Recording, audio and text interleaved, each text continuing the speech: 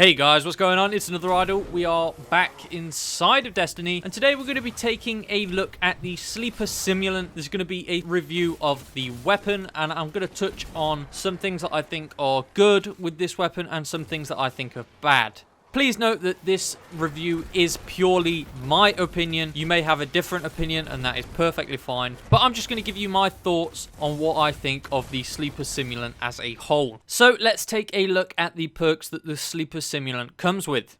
Up first, we have Sleeper Simulant. Weapon laser tears through enemies and ricochets once on hard surfaces. Up next, we've got CQB ballistics, smooth ballistics, hip fire, speed reload, custom optics, injection mold, and then lastly we have active Ikelos, which upgrades the laser to allow multiple ricochets on hard surfaces. So I have to start this review off by somewhat of giving my opinion on the weapon. When I first got the weapon itself, I found that it was kind of underwhelming as a whole. However, since I've had some time to play with it, I've actually come to quite enjoy using it. The weapon itself is pretty situational. It's not going to work in things like the raid. However, it absolutely melts bosses in strikes and those types of situations. The Sleeper Simulant is basically Destiny's answer to the Spartan laser. It is essentially a single shot accurized line rifle with precision hits, dealing most of the damage. Body shots do considerably less, so getting those headshots is really going to benefit the amount of DPS you can do with this weapon. And I think that's one reason why people were disappointed by the Sleeper Simulant. We had Gjallarhorn in year 1, which was just a monster at taking out bosses, additional enemies, and groups of enemies, whereas the Sleeper Simulant is more of a single fire, single enemy type weapon. However, there are ways to get around this single fire. If you're a Night Stalker, for example, I've been using Bloodbound, and I've found that the combination of Bloodbound and the Sleeper Simulant is a very powerful combination indeed. If you can tether a lot of enemies together whilst using Bloodbound, you can deal huge amounts of damage to all of these enemies, and it decimates huge groups of enemies very quickly. The main drawbacks of this weapon, however, are its low ammo capacity and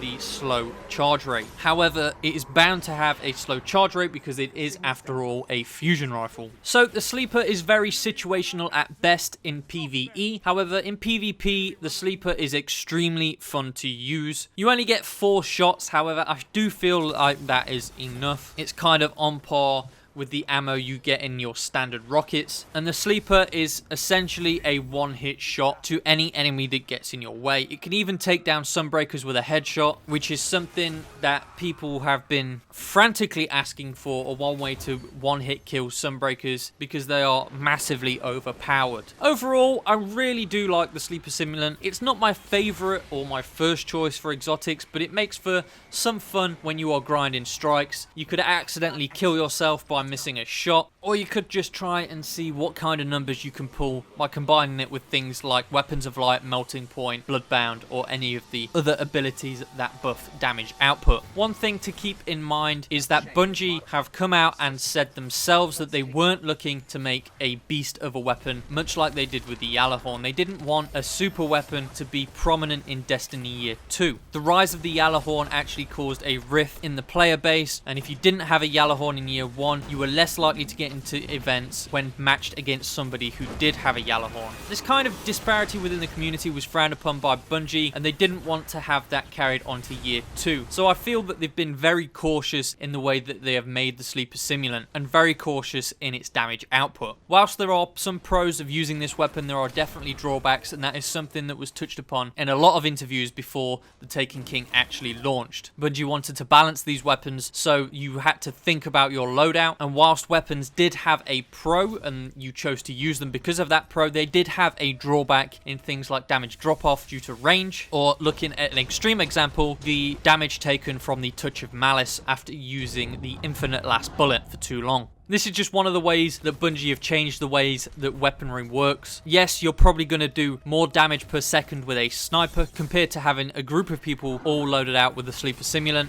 But again, that is something that Bungie wanted to change about Year 2, and I think they have done that very effectively. I wouldn't mind seeing the Sleeper Simulant getting a slight buff in charge rate or ammo capacity. Having a few more shots would be very handy. There are a few glitches out there which will probably be patched very soon to increase ammo capacity, but overall, I don't don't think the Sleeper Simulant is a bad weapon. I just think that it excels in some situations rather than others. So that's all from me today, guys. I hope you enjoyed this quick review. Thank you very much for watching, and I'll see you all next time back inside of Destiny.